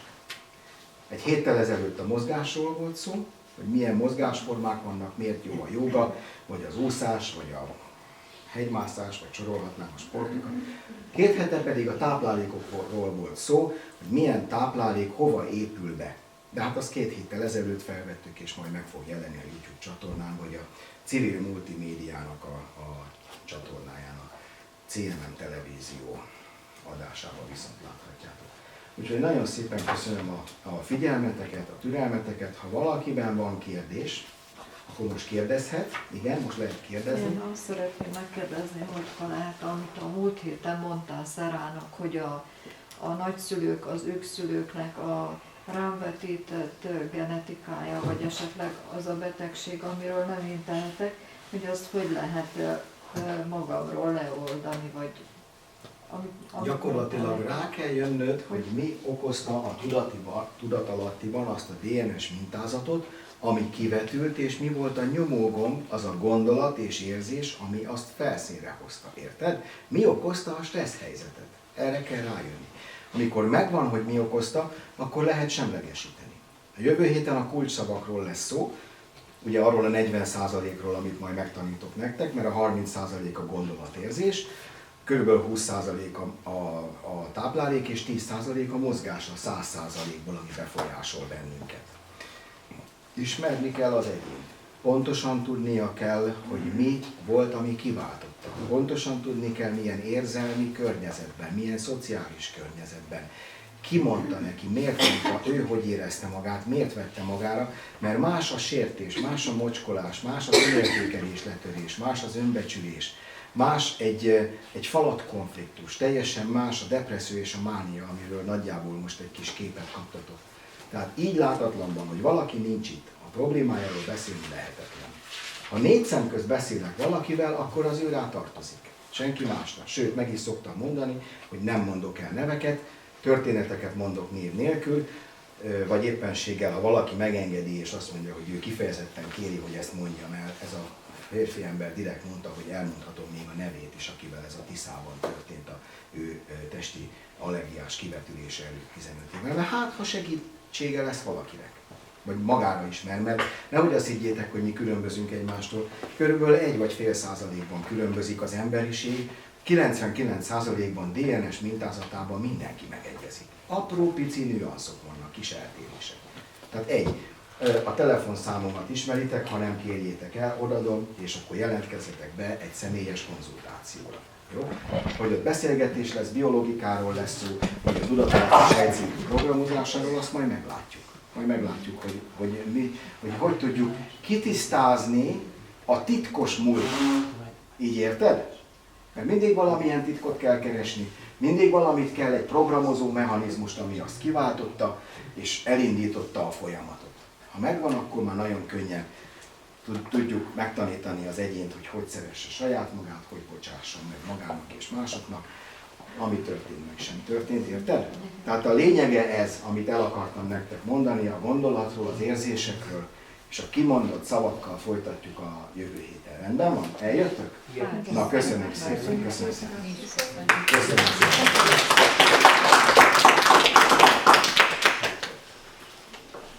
És akkor, ha van kérdésetek, akkor van.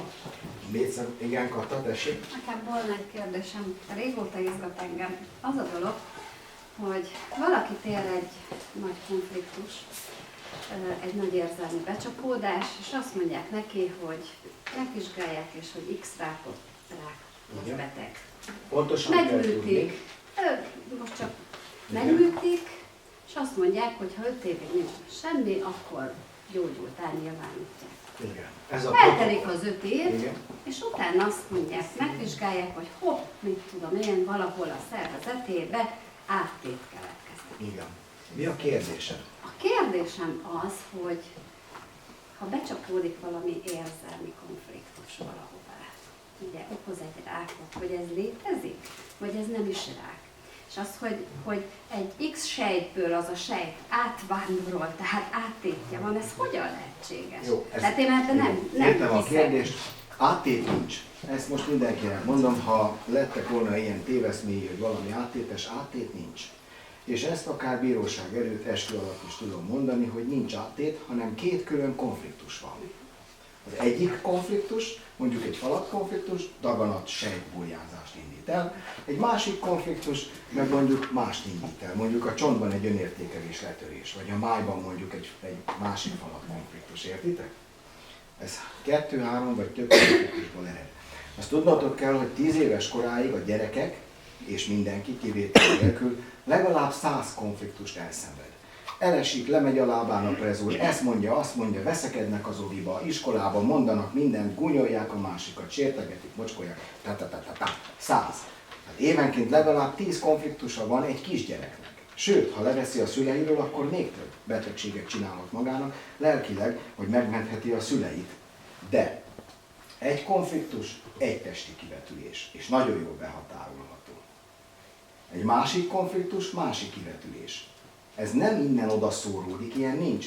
Még ha a vérárammal el is jut, mondjuk egy belső csíralemezből valami eljut a középső csíralemezbe, mert valamilyen immunrendszer, immunsejt, egy nagyot faló, mit tudom én, makrocita, limfocita, vagy akár micsoda cita, tök mindegy, ha el is jut oda a vérárammal, nem az viszi, és nem a DNS mintázatot viszi, és nem a kivetülést viszi magával, hanem az egy külön konfliktus, amit külön meg kell oldani. Érted?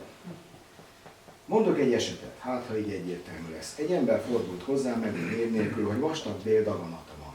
Igen, a vastagbél egy mocskos ügy. Gondolati, érzésbeli kivetülése a vastagbél szakaszra. Hogy akarja a mocskos ügyet megoldani? Hogy minél jobban eltávolítsa magából a mocskot, egyre több vastagbél sejtje kezd keletkezni, gúrjánzik, daganat lesz, vastagbél daganat. Igen, ám de a mocsok nem ott van.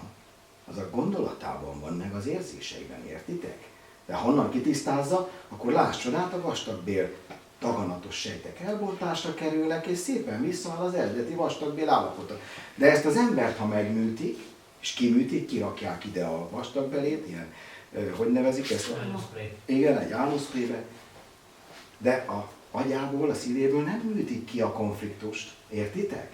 Ez csak a fizikai kivetülés, hogy kirakták oda. De nem oldották meg a konfliktust. Az bármikor visszajöhet a konfliktus, bármikor elváltozást okozhat. Ha nincs megoldva a konfliktus és visszaesik az illető, úgy mondjuk visszaeső konfliktus aktivitása van. Rövidítve visszaeső konfliktus aktivitás. VEKA, így rövidítjük. Ha valaki megoldotta a konfliktusát, és továbbment, és megint ugyanolyan helyzetbe került, az meg visszatérő konfliktus aktivitás, mert a visszaeső visszaesett, mert nem oldotta meg 100%-ig. A visszatérő meg megoldotta, de egy másik ugyanolyan helyzetbe beleesett, az visszatérő konfliktus aktivitás. Ez akár többször is előfordulhat, ez a visszatérő mocskos ügy például. Érted? Mit kell csinálni? Ki kell tisztázni az ügyet. Ki kell tisztázni a mocskot. Ki kell tisztázni a saját érzéseit, gondolatait. Ki kell békülni azokkal, akikkel a mocsokban együtt homokozott a nagy részvénytársaság, vagy KFT, vagy BT, vagy nem tudom hol. Érted? Igen ám, de az ember, amikor bekerült és kirakták az álnuszprét, elmondanak neki ilyen hülyeségeket az orvosok, elnézést, ezt majd kivágjuk. Olyan mondatokat mondanak, amit protokoll szerint mondaniuk kell. Mit mondanak? Ne egyed ezt, ne egyél húst, egyél zöldséget, gyümölcsöt, mozogjál vagy nem mozogjál. Igen, az ember nem tudja, mit csinál egy másik konfliktus magának, egy falat konfliktus, az meg a májára vetül, mert a mája miért van? Ha nincs falat, hogy csináljon energiát. Érted? Zsírból elkezd bontani, és a cukrot csinál a zsírból, hogy az agynak legyen cukor, mert már nincs cukor. Hát nem eszi meg. Már nem eszik szinte semmit, azt mondja, hogy csak egy salátalevelet eszek meg, és mégis májdaganata lett. Hát persze, csodálkozik rajta. Pedig csak ánuszprével indult, a vastag bél daganatos, aztán lesz egy májdaganat, a végén meg még meg is ijesztik, hogy hát öreg, ha így folytatod, bele is halsz. Nézzük meg, mit okoz a halálfélelmi konfliktus. Tüdődaganatot, kissejtes tüdősejtek elkezdenek szaporodni, ő a haláltól fél. És bele fog halni, ha nem oldja meg a konfliktust, mert ez olyan a kissejtes tüdődaganat, hogy 1 hónap alatt elviszi, max. 3 hónap. Akár lehet hasnyálmirigy daganata is, hogyha a hasnyálmirigy vezetéken kivetül mondjuk egy elhatárolási konfliktus, egy birtok bosszúságból eredő konfliktus. Mi lehet ez? Ha van egy ingatlanja, elköltözött onnan, kiadta, igen ám, de az ingatlan bérleti díja nem neki folyik be, hanem a testvérének, vagy a szomszédnak, vagy elteszi a anyu, apu, vagy akármelyik rokona. Értitek? Bosszankodik rajta, és csinál magának egy olyat, ami veszélyes lehet. Lehet, hogy meg is műtik a hasnyálmirigy daganattal, vagy hasnyálmirigy vezetékkel, de a doki bemondja, hogy ez olyan veszélyes ez a daganat, hogy ebbe bele szoktak halni 1 hónapon belül, akkor ő saját magát úgy programozza, hogy akkor van 30 nap, gyorsan végrendelet, megírja, kész, vége, és tényleg meghal a 30. napra, mert nem oldotta meg a konfliktust, értitek? De ráadásul beprogramozta magának a halált, az megint tüdő, és kész, vége, menthetetlen, leveti a szkafander ruháját, és rájön arra, hogy test nélkül is tud élni. Nem kell táplálkoznia, nem kell lélegeznie, kilépett a testéből, és az energia a testen kívül is tud. Nehogy azt higgyétek, hogy véget ér az élet a halállal.